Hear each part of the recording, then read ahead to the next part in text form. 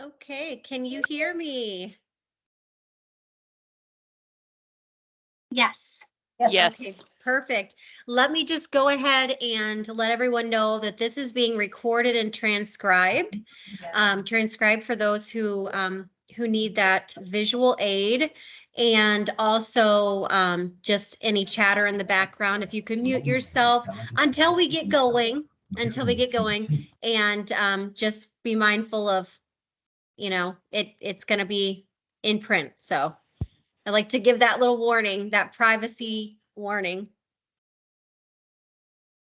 And we're going to start in just a minute. We're going to give a few more people time to log on.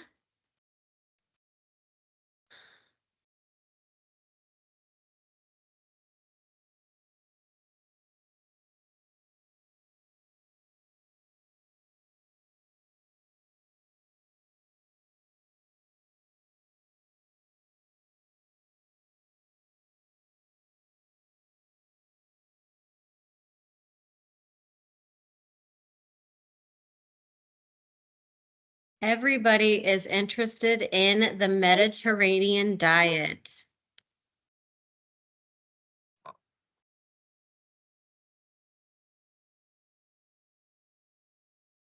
Okay, so I will continue letting individuals in, but I'm going to go ahead and introduce myself and introduce our guest. I am Brandy Curry. I'm a psychotherapist and clinical behavioral health trainer for HelpNet Bronson. And today we have with us Tina Guajardo. Tina is a registered dietitian and health educator with Bronson Community Health. She's worked for Bronson Healthcare for 7 years, including roles at Bronson Battle Creek Clinical Nutrition Services and the Diabetes Education Center. She volunteers with the Michigan Academy of Nutrition and Dietetics as the public policy director. She is a passionate advocate for increased access to nutrition services. She completed her postgraduate work in dietetic internship with Western Michigan University. She enjoys spending time with her husband and her 2 dogs, and we are so happy to have her with us. So thank you so much, Tina, for bringing this to us. Well, thank you all for being here, and thank you, Brandy, for that introduction. I am happy to be here and see your smiling faces if you are on camera with us.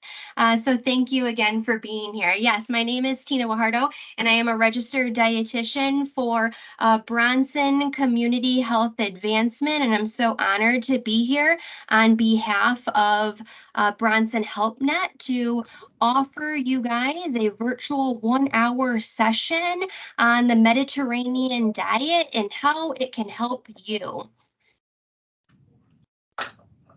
So I am, and I have built in a few interactions for us today.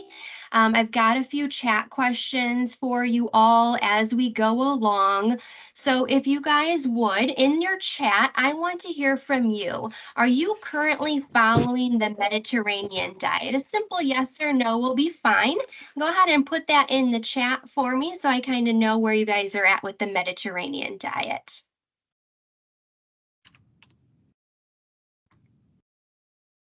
And I don't know is a totally okay answer as well.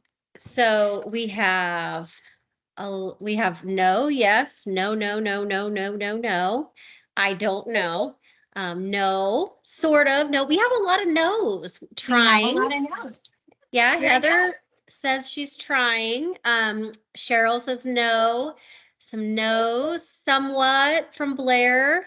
And you know what? Overall, it looks like it's a big no. Yeah, that's fair. That's why you're here, right? You are here to learn about the Mediterranean diet. Very good. All right. Thank you guys so much for participating. We'll have a few more chat questions as we go along. So let's get started. So today, as we are moving forward in our class, I want to give you an overview of what our goals for today are going to be. First, I'm going to start off and we're going to talk about the health benefits related to following the Mediterranean diet, but also understanding the basics of what the Mediterranean diet eating pattern is. And then we're going to go over many different examples in which you can include the Mediterranean diet way of eating into your meals and snacks at home. I'm hoping that you will walk away today with identifying at least 3 new ways that you can include this style of eating into your own meals and snacks at home.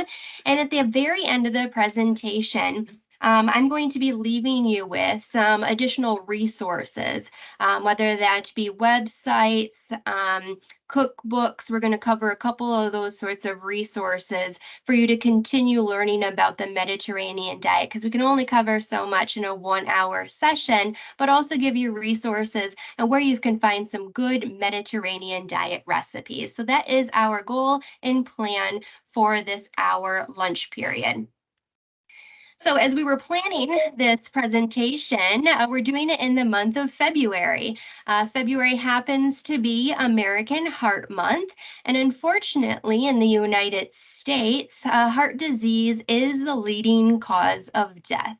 But by proclaiming February as American Heart Month, it really allows us the opportunity to motivate each and every one of us in today's class to adopt a healthy lifestyle that can ultimately reduce our risk of developing heart disease. And the Mediterranean way of eating is one of those ways that we can use and practice self-care to take care of the health of our heart for the sake of attempting to reduce our risk of heart disease. The US News and World Report ranks multiple diets, and the Mediterranean diet continues year after year after year to rank very high in many categories. For the last 7 years in a row, the Mediterranean diet has been voted the best overall diet of all of the diets that it was looking at. And additionally, as of January 2024, the Mediterranean diet has been ranked number 1 for all of these categories that you see on your screen. It is shockingly the best number 1 heart healthy diet. It has also been ranked number 1 for best diet for bone and joint health, best diet for healthy eating, and also the best diabetes diet. In 2024, it was also ranked number 2 for the best plant-based diet. Now, you will notice that I'm going to talk about plants quite a lot today, as that is one of the main emphasis on the Mediterranean diet. But please know that it is not a vegan diet or even a vegetarian diet, but it is ranked number 2 for best plant-based diet. So what is the Mediterranean diet? And I've got the word diet in quotation marks there because I want us to start acknowledging the fact that the Mediterranean diet, even though using the word diet, is not a fad diet. I'm not sure what happened there. For some reason, your slides are not moving forward. So, Oh, okay, so that, and I wasn't sure if I was, okay. Which one are we on? 6? yes, this one right here. Okay. All right. So I will just click them if you want me to. I don't know why you don't Okay, have that ability. okay, all right. Thanks for noticing. All right, Yes. so yes.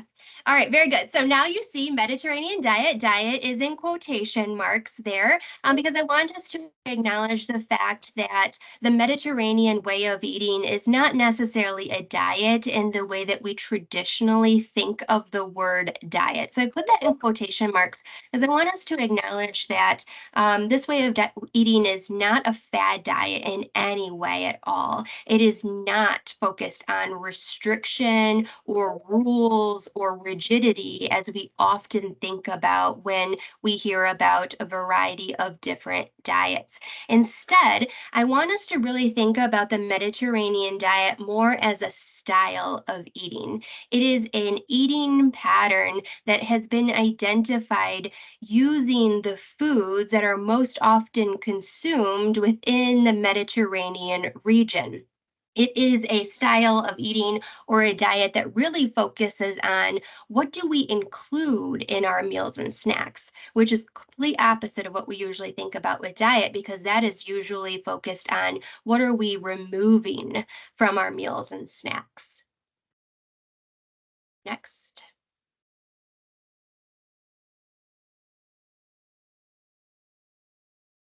Okay. So, what does the research say about the Mediterranean diet? There is ample evidence to support the Mediterranean diet in a multitude of health benefits. These are just the ones that I'm going to focus on today. February being American Heart Month, let's talk about heart disease first. The Mediterranean diet has been shown to lower the risk of heart disease, specifically because the Mediterranean diet has been shown to reduce levels of triglycerides. So, if you have gotten your lipid panel done with your primary care lately, you probably see your triglycerides on there, your good and your bad cholesterols.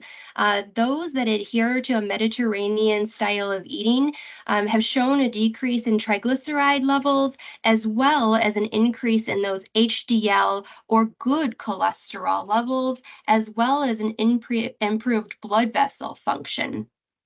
And the research shows that those adhering to a Mediterranean style of eating have a 25 to 29% less likely risk of having a major cardiovascular event, things like a heart attack or a stroke. We also have a lot of research in regards to diabetes in the Mediterranean diet. So, not only can following a Mediterranean diet reduce our risk of developing diabetes, we actually have studies that show the highest adherence to following a Mediterranean diet has shown a reduced risk of developing diabetes by about 19 to 23%. However, from the previous slides, we saw that in 2024, the Mediterranean diet was also voted #1 for one of the best diet or the best diabetes diet as well. And we can see that people that follow a Mediterranean diet also have a reduction in their A1C levels. And A1C for diabetes is a marker of an average blood sugar levels over the last 2 to 3 months, so that we see that following a Mediterranean style can reduce A1C by about zero point 0.3 to 0.47%. It doesn't seem significant, but when we're dealing with A1C levels, that actually is quite significant and actually quite comparable to one of the first primary medications that somebody is placed on when they are diagnosed with diabetes. Additionally, the research shows that the Mediterranean diet can improve brain and gut health. You will again hear me say that the Mediterranean diet is very heavy and plant based, plant forward. And by utilizing and including more plants into our diet, we're getting more probiotics and prebiotics. We're not going to have a whole long conversation about that today, but it really impacts the good gut bacteria in our gut and our microbiome. And we know that there is a strong gut brain connection that can improve our brain health in the long run. We also see a really good reduction in cancer risk as well, specifically in several cancers such as breast, colorectal, or even prostate cancers. So, You may or may not be familiar with this image on this screen, and it might be small for some of you guys. I understand that. This is from Old Ways, and you can see this food pyramid if you go to oldwayspt.org. I will be putting that link in the chat at the end of today's class. But Old Ways is an organization that really looks at traditional and regional styles of eating, and they put together this Mediterranean diet pyramid. You might see that this looks maybe familiar to what the United States used to put together as far as their food pyramid is concerned. We don't follow that any longer, but it's the same concept. You know, the bigger base of the pyramid is the activities and the foods that we want to include in our meals and snacks most often. So the Mediterranean diet is not just focused on food, but it is also focused on lifestyle as well. And that is the very bottom tier of the pyramid, focusing on socialization, cooking, and spending time eating meals with friends and family, and actually taking the time practicing mindful eating and being more physically active. If we go one tier up, we see that there is a large emphasis on plants, right? That's fruits, that's vegetables, that's whole grains, nuts, and seeds. And we're going to talk about each of these individual groups, but I want to show you the visual of the Mediterranean diet as well.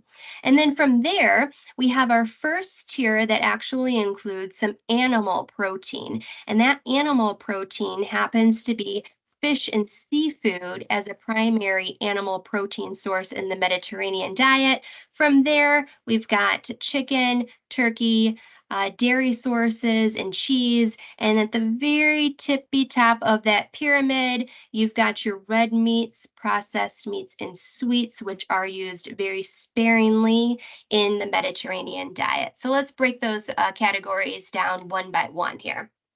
So the Mediterranean diet really focuses on, again, we're not talking about certain portion sizes or anything along those lines. We're really looking at the Mediterranean diet as a big picture of what we are including in our meals and snacks. So in the Mediterranean diet, every single meal, breakfast, lunch, and dinner, is based around plants. Plants are the primary portion of the meal. So that would include all of our fruits, our vegetables, our grains, legumes, and seeds. There is a large emphasis on fresh produce. So when it comes to fresh fruits and vegetables, but depending upon seasonality in the United States, even food budgets, canned and frozen options here in this category are completely acceptable. It's really the emphasis that we are getting the fruits and vegetables as the main base of our meals and snacks. So there are some tips and tricks there, which you may be aware of. But when we are choosing fruit sources, if they're not going to be fresh options, canned fruit, you should be purchasing in 100% juice and draining off that juice. Vegetables, if you're choosing to purchase those canned, choosing low sodium or at least rinsing those with water. And I'll stop for a moment because I think Brandy has a question. Yes. One individual has asked, what about rice? Is that considered a grain? Perfect. So let's talk about grains. So I have the word grain sitting here. And I also want to acknowledge that when we're talking about grains, yes, we're talking about some pastas, we're talking about rice, we're talking about quinoa or bulgur. And so when we are talking about the recommendations from the United States, these grains, we should be including half of our grain should be considered whole grains. So the question from the audience is, what about rice? Is that considered a grain? Rice is a grain. Pasta is a grain, but white rice would not be considered a whole grain, and that's the distinction. So half of our grains can come from things like pasta or a white rice, but the other half, which I think probably myself and included, we have to focus a little bit more time and attention to, and that's the whole grains. those include way more nutrition as well as more fiber than their counterparts like a white pasta or a white rice.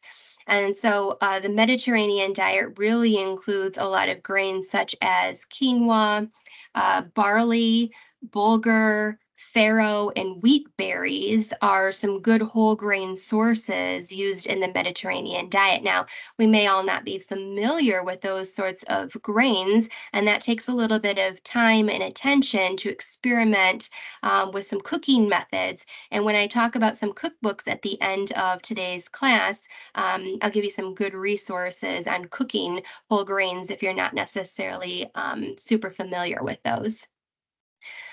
So all of these are plant-based options, including legumes. And by legumes, I simply am referring to dried beans, right? We're talking about black beans, garbanzo beans, kidney beans.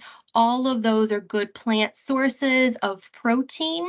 And so you're starting to notice that in the Mediterranean diet, many of our protein sources are coming from those whole grains, beans, and nuts and seeds, including flax seeds and chia seeds are really good sources of protein within the Mediterranean diet as well.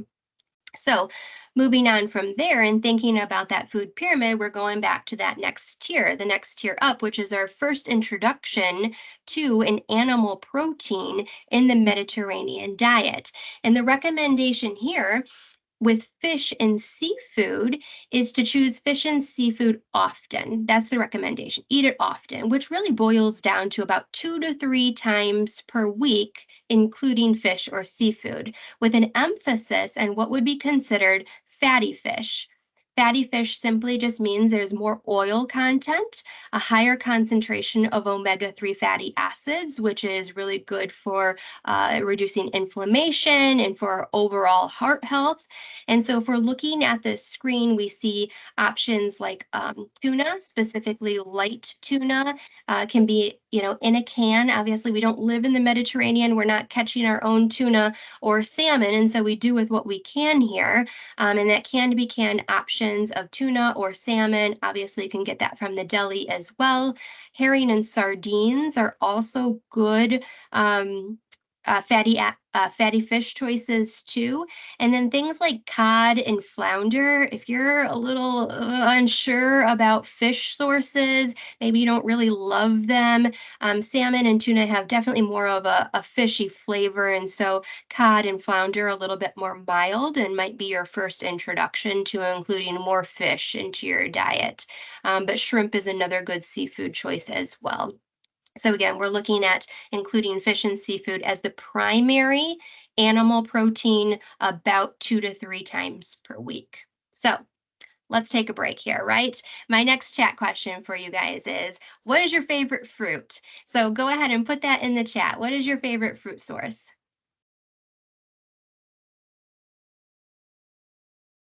Apples. Lots of berry lovers. For some, excuse me, for some Mangoes, reason, strawberries, blueberries, I- lots of blueberries. I'm not able to write in the chat. I'm not exactly sure why. Oh, I'm so sorry. Do you want to share your favorite fruit while everybody else is answering in the chat? For me, it just depends. Right now, I would say today strawberries, but it just really, I like a lot of fruit. So Very good. Andrea said Skittles. Yep, I saw that. That's great. Thank you for a little humor there. Yes, very good. Grapefruit. Grapefruit. That's a tough one for me. Definitely not the top of my list of favorite fruits, but I should try those more often. All right, very good. Yes, thank you. Thank you guys so much. All right, so let's move on then. So again, going back to that food pyramid, we're looking at that next tier, and that next tier happens to be our next source of animal protein, which is poultry and eggs, cheese, and yogurt, all being animal sources of protein, but really our second to top tier in that food pyramid, which simply means that we are using, skinless poultry like chicken and turkey or yogurt or cheese in very moderate portions, and maybe even just one serving a day up to just a couple of servings per week. And that's because fish is the primary protein source there from animals. So skinless poultry and chicken and turkey, we've heard that before. That's nothing new. But when it comes to yogurt choices, the primary yogurt choice in the Mediterranean diet is a Greek yogurt. It is a higher protein source, but I'm using the word plain here because then it doesn't have as many added sugars. So plain Greek yogurt is a good calcium source within the Mediterranean diet, and the cheeses used in the Mediterranean diet more so along the lines of like ricotta, feta, and goat cheese. Again, we're using moderate portions of these, maybe once a day up to a few times per week within this food group specifically. And then we get to that very point of the pyramid in which it is recommended in the Mediterranean diet to eat these foods less often, and some resources will even say rarely or sparingly, which is the consumption of red meat, processed meats, and desserts. I know when we think about the American diet and we think about these categories, we're often thinking about bacon and hot dogs and sausage. You might include hamburgers or ground beef and steak and brats into this category. We don't see this oftentimes in the Mediterranean diet. And so that might just be, once a week or once every couple of weeks, utilizing those forms of protein with a larger emphasis again on fish, Greek yogurt, and poultry. And then for desserts, we often think about desserts being brownies or cake or ice cream, but in the Mediterranean diet, fresh fruit is the primary dessert option, and they use those forms of sweetened desserts like brownies and cakes for very special occasions, and therefore way less often. But we don't have to always think about, just that fresh apple, right? That plain apple as our dessert choice. But we can look at other ways in preparing that fruit to make it a little bit more dessert-like, maybe by baking the apple with a little bit of cinnamon, making it warm and comforting, that we might consider to be a better dessert option in our opinion, or even something along the lines like grilled peaches with a dollop of Greek yogurt on top. So there are other ways to think about dessert using fresh fruit other than just plain old banana. All right, so then I do see the question in the chat. And so I'm going to leave that one to the end if we have time to address protein and how many grams of protein per day. I'm going to hold on to that one, Lisa, so thank you. So when it comes to the Mediterranean diet, the primary source of added fat here is olive oil. And that is one of the unique features of the Mediterranean diet is the olive oil. And so when we think about the types of added fats that we use here in the United States, we often talk about, canola oil, vegetable oil, maybe we're using butter or margarine, but the primary added fat in the Mediterranean diet is olive oil. Extra virgin olive oil is the oil that is used most often in the Mediterranean region, and it is extra virgin oil that is what is called cold pressed. Cold pressed simply means that olive oil has not been treated with any form of heat to it. That is important to note because when olive oil goes through a form of processing that includes heat, it reduces the quality of the olive oil to a certain extent. This extra virgin cold pressed olive oil is a really good source of unsaturated fats, which are very heart healthy, which makes us a very heart healthy diet.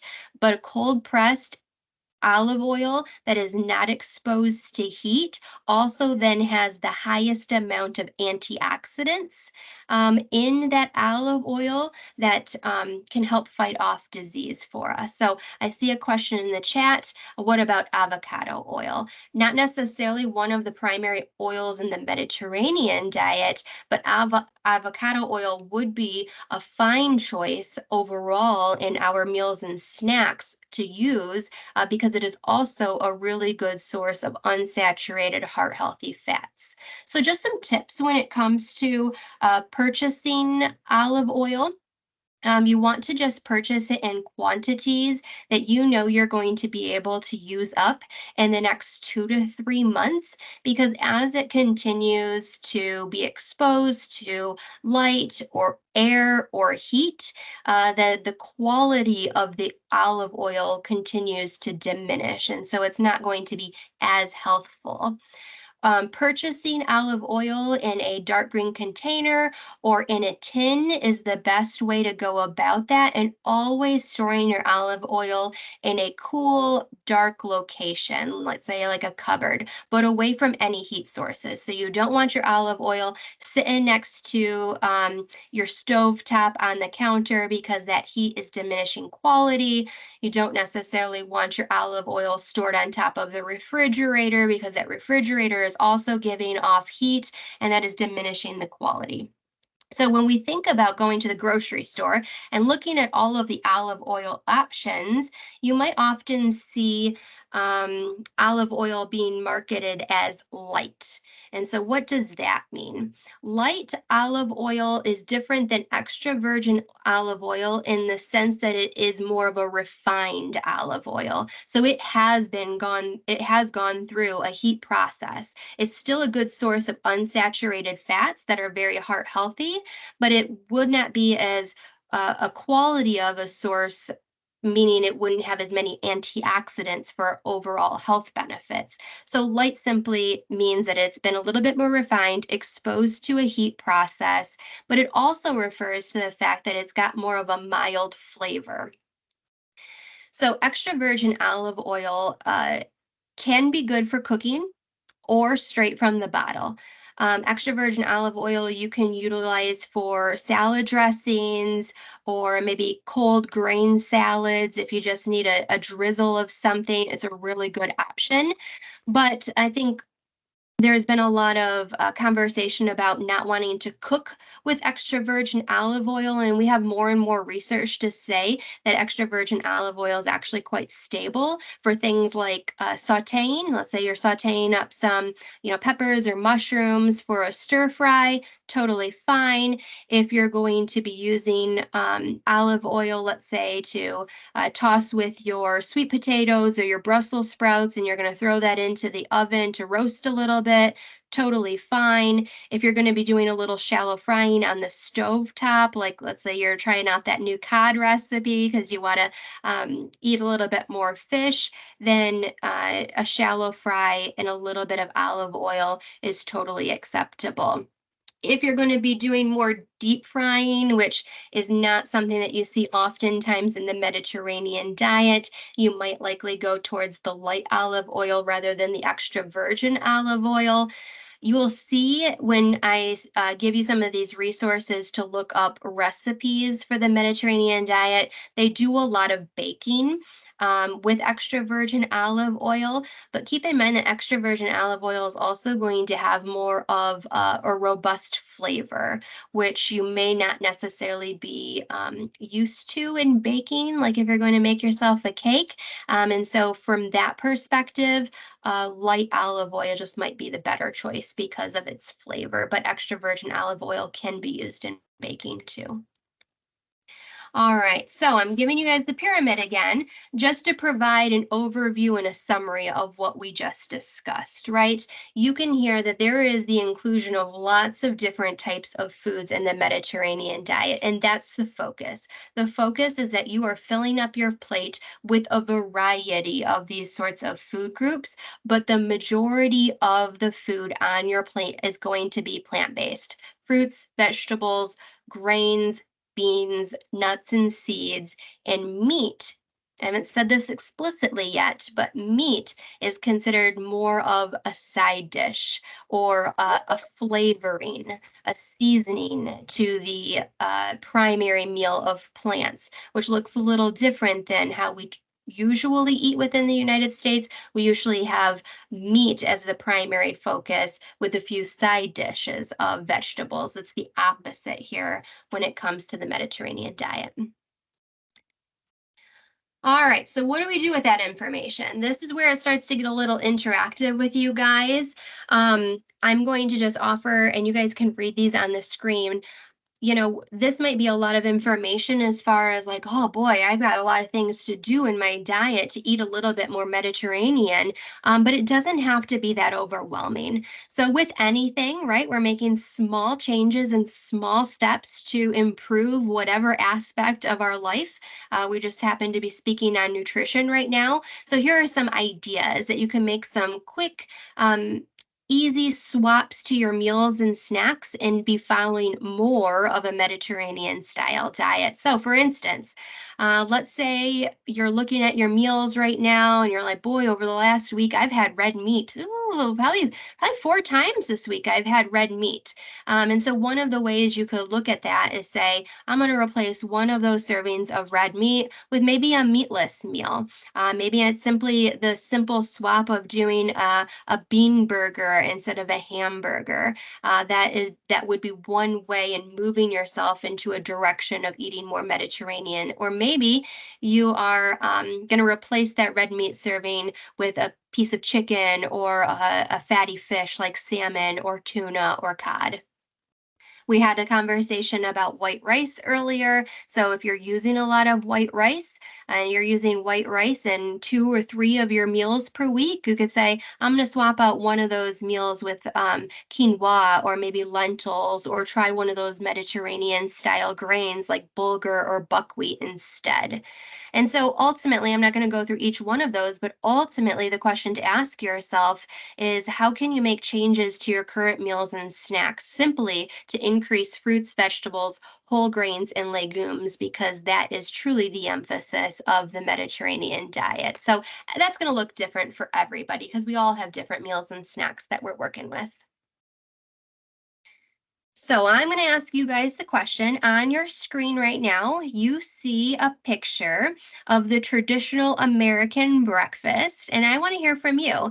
Now that we've kind of done this overview of the Mediterranean diet, what ideas would you have to share with the group? Again, you can just stick this in the chat, but how would you make this breakfast more Mediterranean? The breakfast that you see on your screen is 2 eggs, a side of bacon, some white toast, and butter. So what ideas do you have that you can make this breakfast more Mediterranean? And I can holler out some of those Whole things that grain we see. toast, Yeah. scrambled eggs with vegetables. Add veggies to the eggs. Somebody said lettuce and tomato on a sandwich, drizzle with evu, and remove bacon and avocado. Remove bacon and avocado. Eliminate bacon, whole grain bread, add fruit, maybe spread whole grain toast with avocado. Yes, very good. I like that replacement of still having like the toast, right? You're just increasing the nutritional value by swapping out the white toast for a whole grain toast. That gets us one step closer to making half of our grains be whole grains. And then you've swapped a saturated fat source like butter, which is actually linked to increased risk of heart disease, with a source of unsaturated fat by using peanut butter instead. You guys are using the same concept in the chat by doing whole grain toast and adding avocado with a drizzle of the olive oil. Both of those things swap saturated fat and increase the unsaturated fat, which really is what makes these swaps heart healthy, but it's also what leads to improved blood sugar management if living with diabetes too, is the less saturated fat and more unsaturated fat. I love that you guys included some fruit, right? So maybe you don't have hard eggs, but you've scrambled up those eggs and you've added some vegetables. Maybe you've eliminated the bacon and you've added a piece of fruit instead. You guys got it, right? We can do this in a very simple way without living in the Mediterranean. We can take our traditional American meals and make them more Mediterranean friendly. And then we also have hummus. That's a good point, right? Hummus is a bean-based protein source and does go excellent on a piece of whole grain toast. And so now I'm going to share with you guys. Feel free to take pictures of these slides if you want to remember some of these breakfast ideas that I am sharing with you. But note that I'm also going to put together a summary and have that in the chat for you guys before the end of the class with some of these ideas too. So we didn't include any of the yogurt options necessarily in that previous breakfast option, but these are some really good ideas to utilize as part of your breakfast rotation.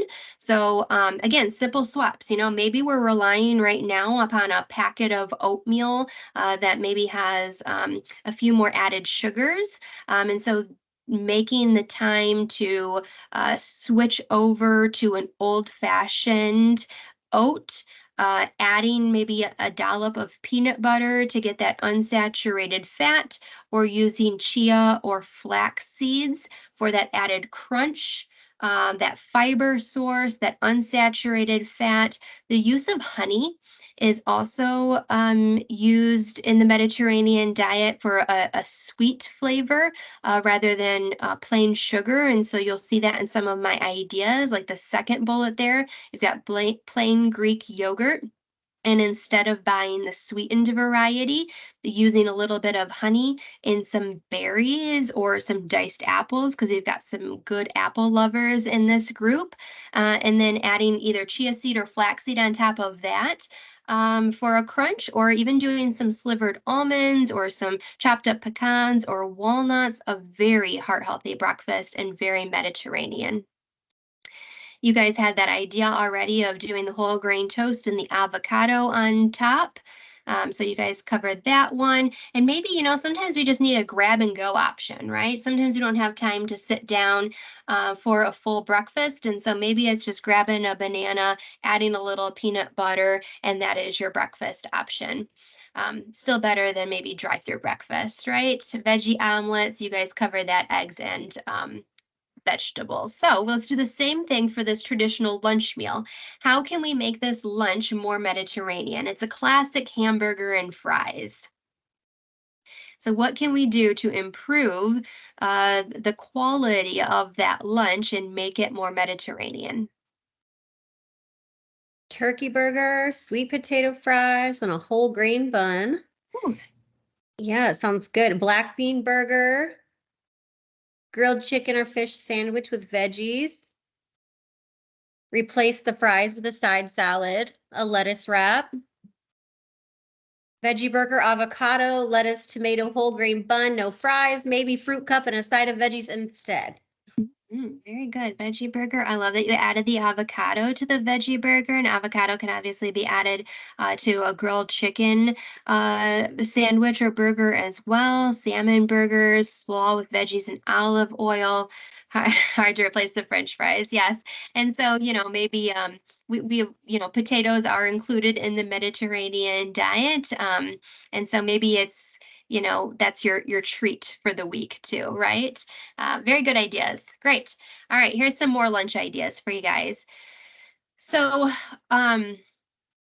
I tried to include some ideas, like if you were to go out for lunch, right? We're all working, we all have busy schedules, and we might just grab some lunch. And so, you know, things like if you were to go, I think of something like a Qdoba, right? Where you get to kind of make your own meal, making a rice and bean bowl, right, as your primary base of the lunch, adding just a little bit of grilled chicken, because we know that we can include a lean poultry source in the Mediterranean diet, with some roasted veggies and adding a little bit of guacamole on top as that unsaturated fat source. So obviously obviously we can make that at home too, but as a grab and go, or if we're going to be dining out, that could be an option. Tuna salad.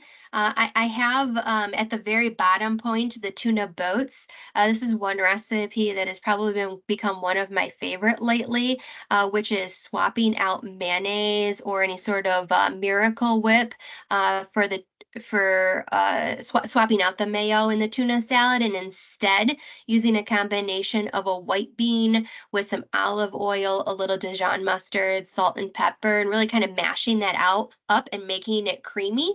And you can use that honestly for a can of tuna or even a can of chicken. And you kind of make that the creamy element to the tuna salad or the chicken salad. You can scoop out your cucumber like you see in the picture, and you can add that tuna salad to the cucumber and make yourself some cucumber boats, or maybe you put that tuna salad on top of like a whole grain cracker. Again, we're working towards increasing our whole grains.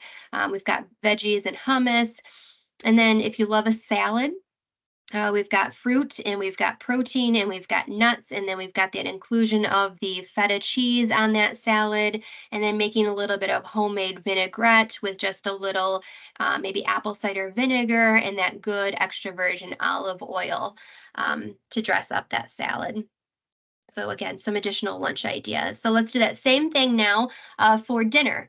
So how would you make this classic steak and loaded potato more Mediterranean? What swaps would you make?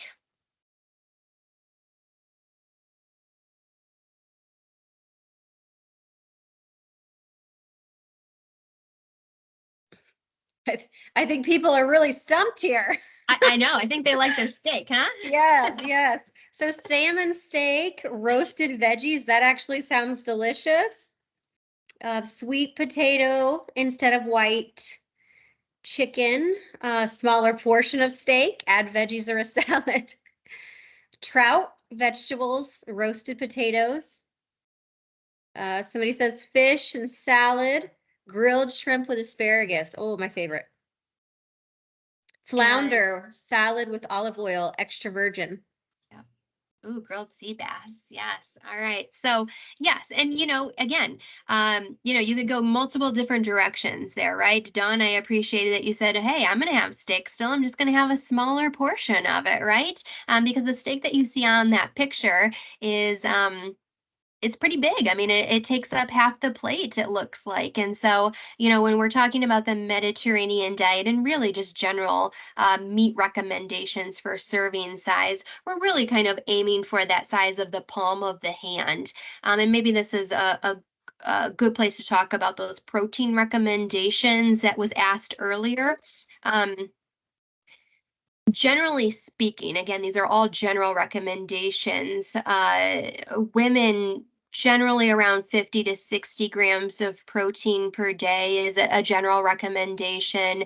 Men might be somewhere along the lines of like 75, 80 grams of protein per day. It really is quite individualized, so hard to say on an individual basis, but there are calculators out there, online that can help you get individualized recommendations, or talking to your doctor or provider can help you with that recommendation too. But generally speaking, if we have a 3-ounce piece of protein like steak or chicken or flounder or sea bass, that's a pretty good portion. And that usually gets us around, 21, 25 grams of protein for just one piece of meat, the palm size of the hand. So I like that you still included the steak, smaller portion. I don't know if I saw anybody keep the baked potato, but simply just remove the sour cream, cheese, and bacon bits, because that could be an option too.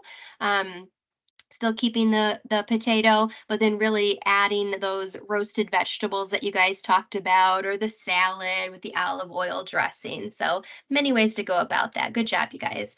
All right. And so then when it comes to more dinner ideas, You guys hit a lot on these, right? I added a quinoa salad into one of those salmon and vegetable meals. You could do kebabs like what's pictured, right? Where meat is a smaller portion of the main dish, but it's still there. It's more of a side dish, more of a seasoning, more there for flavor, but there's way more vegetables there. And that's what you could serve with your maybe your wild rice, or maybe you experiment with a quinoa salad and your steak kebabs or shrimp kebabs.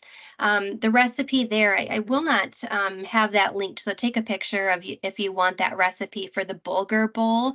That would be one way to experiment using bulgur as a whole grain if you're not familiar. It is a combination of both whole grains, but also those legumes using chickpeas or garbanzo beans with a whole bunch of seasonings that ultimately are sodium free. So we're using sodium free flavorings, also being very mindful of heart health too, and adding a little salt, of course, if you feel it necessary. Sweet potato and black bean burgers, you guys hit on that. So we will move on. And then some snack ideas. So we talked about dessert and using dessert or fruit as dessert options, but we also want to include some snacks too. So nuts and dried fruit are good snack options to have on hand when you're feeling hungry but still want to follow the Mediterranean style of eating. Roasted chickpeas, if you have never tried those yet, those are a really good option, a good crunchy snack that are flavored in many different ways. You can purchase those in the store. You can also grab yourself a can of chickpeas and just drain those and dry those off really well and stick them in the oven, baking them low and slow and adding whatever seasonings you want to that. And so the question comes up about dark chocolate in the chat. And that is obvious. That's, a small piece of dark chocolate as a sweet treat or a dessert is a fine option too. And then fresh fruit primarily. So let's talk about cookbooks. So two of my personal favorites I'm going to talk about today. The first cookbook recommendation that I am presenting to you is called the Complete Mediterranean Cookbook. I like this one. It is from America's Test Kitchen. It's got 500 different recipe options in it, but I like this one because it comes with a lot of education to the Mediterranean style way of eating too. And this is where I was saying, if you're not necessarily familiar with a lot of those different rices or grains, you're not comfortable with cooking them, this cookbook specifically will give you a lot of the information, spend more time talking to you about cooking techniques, flavor pairings on the Mediterranean diet. So not only does it offer you recipes, but it offers a whole lot of recommendations. So that is the first one that I would recommend as you continue your journey in eating more Mediterranean-like. And then the final recommendation for you today is the 30-minute Mediterranean Diet Cookbook. This one is simple, and I love simple, right? Who doesn't want to be able to cook a meal in at least, 30 minutes or less? And so this cookbook is designed and authored by two registered dietitians. There's 101 recipes in here as well, and it does still have some education to it as well, but it's more basic education about what the Mediterranean diet is. It isn't so heavy on cooking techniques, but that's a good one as well that I would highly recommend. And so I'm going to leave these up on the screen for you, but I'm putting these links in the chat for you too.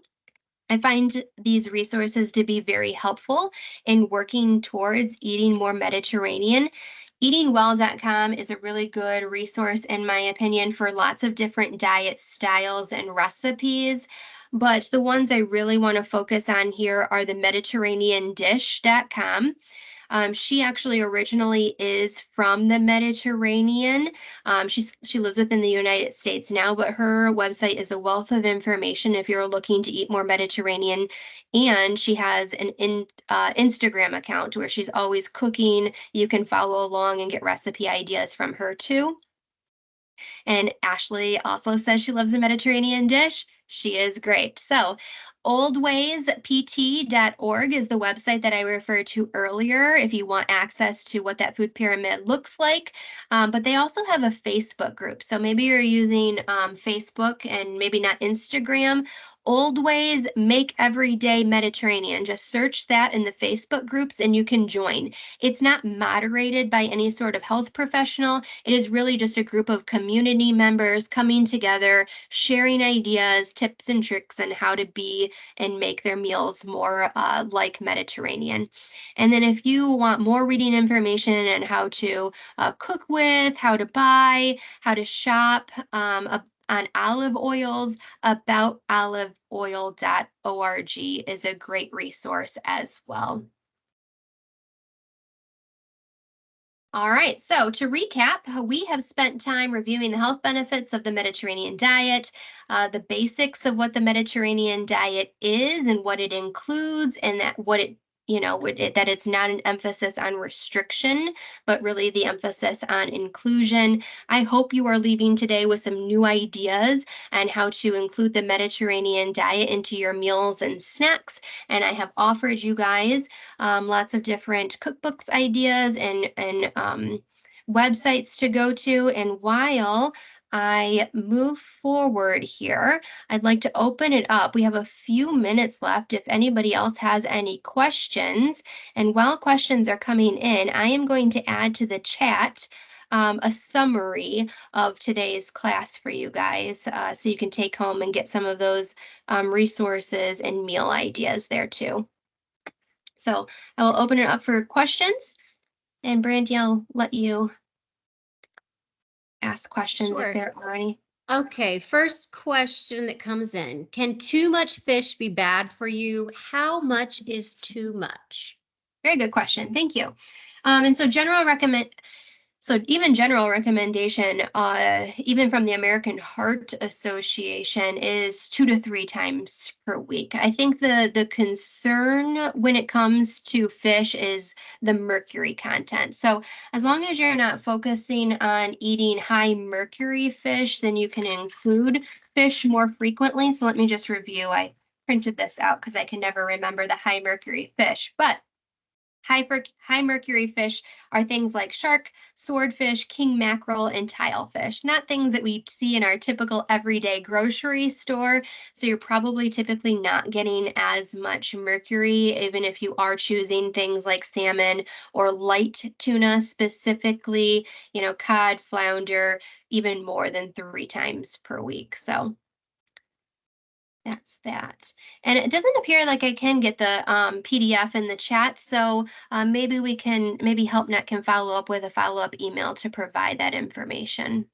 Sure, absolutely. Perfect. So the next question is, should someone who doesn't like fish avoid this diet since it's heavily reliant on fish as the main animal product? That's a good question. Thanks. No. No, because there are still very healthful aspects of this diet, even if you don't include the fish, right? It is focused on lean proteins otherwise, whether that be chicken or turkey, if we're focusing on animals. Even if we are using red meat, there are ways in which to reduce your saturated fat and still include maybe red meat a little bit more often than the Mediterranean diet recommends by choosing a steak that doesn't obviously have visible fat and marbling throughout, or choosing ground beef that is very lean, like a 93.7.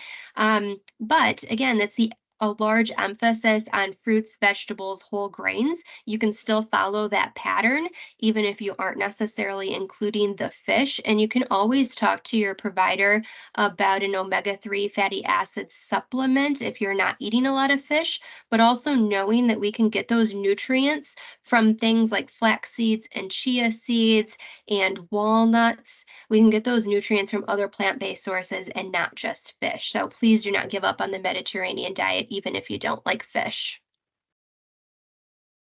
All right, it looks like the last question here is, are all the legumes healthy? And are there any healthier than others? So I would answer that in talking about legumes again, just being, black beans and kidney beans and garbanzo beans, all really good sources of plant-based proteins. If you are buying dried beans, obviously you can control over, if you're adding any salt when you are rehydrating those and cooking those. But canned options are good options too because they're quick and convenient, and definitely the option I rely upon most often. But canned beans tend to have a little bit more sodium in them, and so keeping that in mind and draining and rinsing those off can be a good option to still include legumes into your diet, but also being mindful of sodium content. We have I one more. Yeah. Um, Deb says, are cashews included as one of the newt? uh, and one of the nuts, I'm assuming, are cashews included Oh. as one of the nuts? Yes, Yes, absolutely. yes. Yes, nuts. Nuts. Sorry, Yes. Deb. Cashews are included in one of the nuts. Yes, there's no restrictions as far as types of nuts to use in the Mediterranean diet. Again, roasted, unsalted options are generally going to be the best options. But if you love cashews, that is an option to include. And somebody asked, can you go back to the snack slide? So I'm on the snack slide for you guys, so you can take a picture or a screenshot of that. All right, very good. Well, I thank you guys so much. I appreciate you guys sticking along with me during this lunch break hour. And we are going to follow up with a email with a PDF version of a summary. And so you guys can have that. And we'll be sure to include all of those links into the email as well. Any final words for us, Brandy? Thank you for coming over and visiting us. We're so happy to have you, Tina, and your expertise. We would love to have you come back again. Actually, we are going to have Tina come back again. Different topic in the next few months. Also, just kind of be aware for HelpNet if you need anything from HelpNet, from counseling, crisis, management, or you just need to chat with somebody. We can offer that to you 24 hours a day, 7 days a week, 365. And we also have our work life website, which includes lots of recipes, assessments, anything that'll help you with your diet, mental health, and just your overall well-being. So thank you so much for being here. And I hope you have a blessed day. Bye.